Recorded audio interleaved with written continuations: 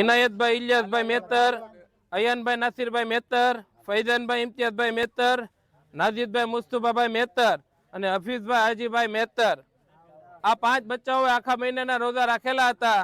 તે બદલ જલાલપુર કાંચી જમાતના પ્રમુખ ઉપપ્રમુખ મંત્રી ત્રણેય વ્યક્તિ તરફથી સન્માન સમારોહ રાખવામાં આવેલ છે અને ઇનામ વિતરણ કરવામાં આવે છે।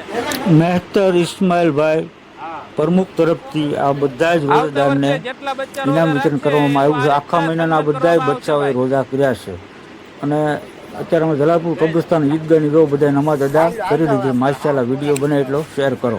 जलालपुर की शान है, ईद का ये पैगाम है, सबको दिल से मुबारक हो, ईद मुबारक।